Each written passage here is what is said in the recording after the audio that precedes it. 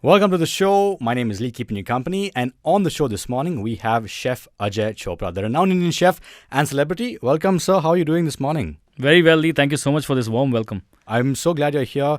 You are a moody personality or a moody personality. You've also worked on MasterChef India Season 1 and 2. That's right. In the host. I'm so glad to have you here. Huge fan myself. Thank you. Tell me more about yourself. You've had 25 years of experience as well. A huge platter, I would say. Tell me more how it started and where do you see yourself now?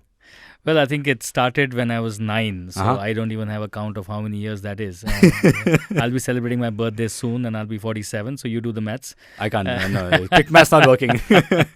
All right, yeah, so it all started then and, my mum is a person who loves tea. And one evening she did not make tea for herself, which she used to do every single day. And I saw something missing in her life, and I saw that she was lying down and she was burning in fever. So I took the courage and went to the kitchen and made, we are Punjabi, so we don't have cups of tea, we have glasses of tea. Right. So I made her a glass of tea, typical steel glass, and she was just filled with tears at that point. And that day, something moved inside me. I didn't know what that feeling was, to be very honest, but I started pursuing it. So I started loving my time in the kitchen, standing with mum and just learning things and going out and seeing and, just trying to grasp everything. Very honestly, this is 1994 I'm talking about, or 1990. At that point in time, a career as a chef was not known. There was only Chef Sanjeev Kapoor and then maybe a few others.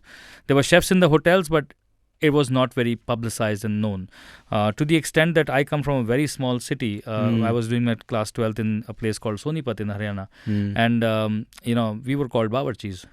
So at that point in time, thinking about a career like this was impossible. In fact, it's funny because I'm sitting in Bangalore. My brother lives here and he brought out a book, my chemistry book of my class 11th. And I saw that, I still have that video, I'll show you.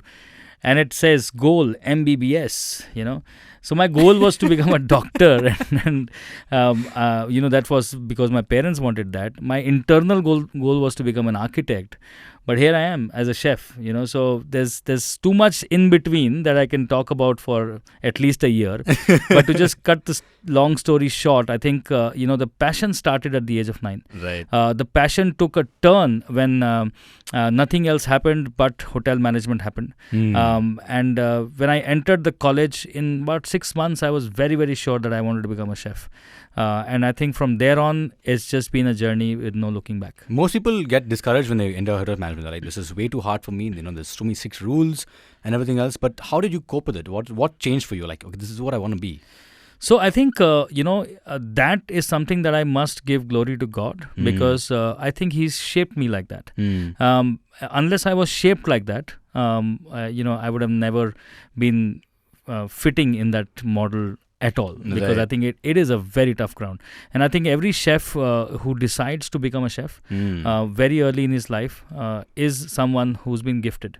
That's what I feel and believe, because it's difficult. It's also challenging in every possible genre of your life, whether it's family, whether it's your creativity, whether it's your own personal quest to life, because sometimes you're left with questions that are unanswered. You're seeing your son grow and you're not with him. You're seeing your son saying hi papa and bye papa and nothing in between, and you still have to go with that emotion and say, no, I've got to do my day's job, and then come back home when your child is sleeping and you don't have interactions with them. So you come across those situations where life is tough, but then you choose to stand just like how an army man will stand.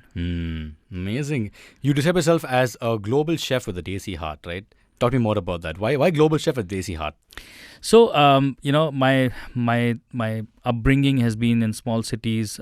God's been very, very kind and, giving me places where I don't deserve. Like I said, that, a Sonipat boy doing his first year of BSc, going on an Atlas cycle. How much can he think of his life? Right. I mean, he could have possibly become a manager in some company. That's about it, right? That's the biggest you can think of. And that's what I would think. But then God just started to take me to places. And with hotel management, came OCLD. After OCLD came, Can you explain what OCLD is? So Okay, OCLD is like IIT for hoteliers. Oh, lovely. Right? It's a postgraduate program, so which means you when you finish your hotel management and then you come into this. And in my time, in 1998, when I first applied for it, never got through it. 1999, the course never happened. In 2000, I got through it.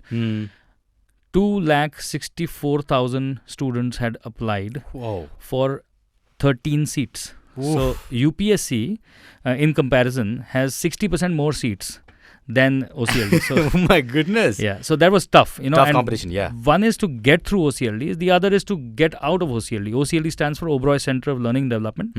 And Oberoi hotels actually spend about 25 lakhs per student in 2 years to train them.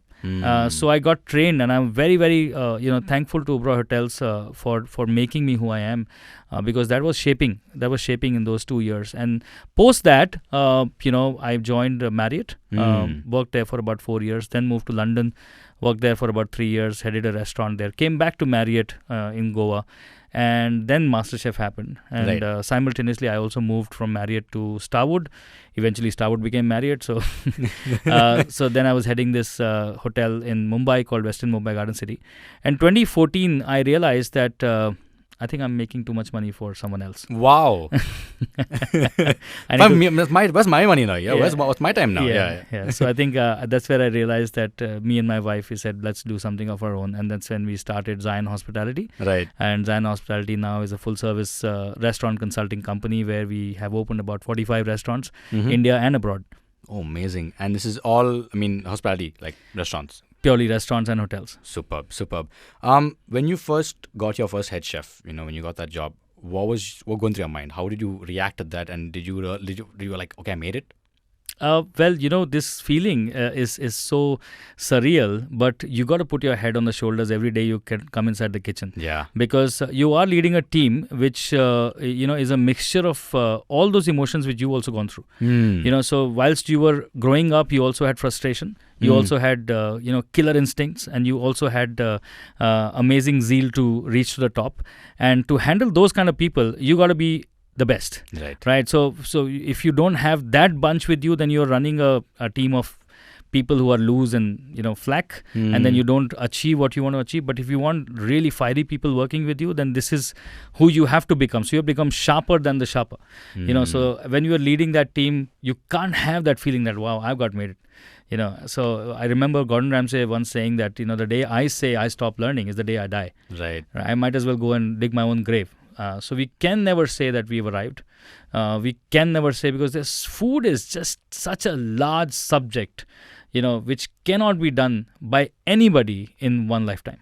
Amazing. That's such a lovely statement that, the moment I stop learning, I die. And I think I have that same philosophy in life as well. Yeah. And it really helps you, I remember when I got this RJ job, I love this. It's my dream actually to be an RJ.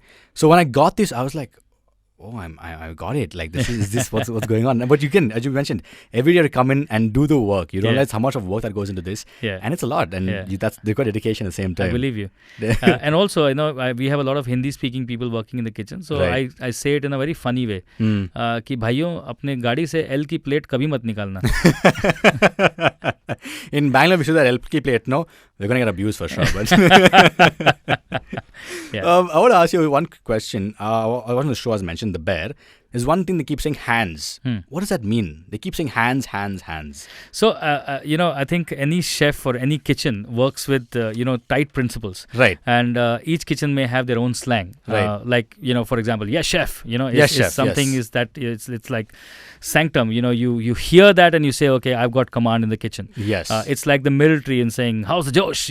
Hi, sir. It's like that. So when we say hands, which means that now is the time to come and do things, right? So it's an order which is coming, so this is the 10 fingers that create everything, right? Everything in our body is orchestrated. I don't know if you've seen the movie Ratatouille, but I do. Yeah, so of course. The rat pulling the hair, what was moving? It wasn't the legs, it was the hands, right? Yeah. So it's the hands that bring about everything. So like, now hands, come on. So it's that, like we all come together. All hands on the deck. Lovely.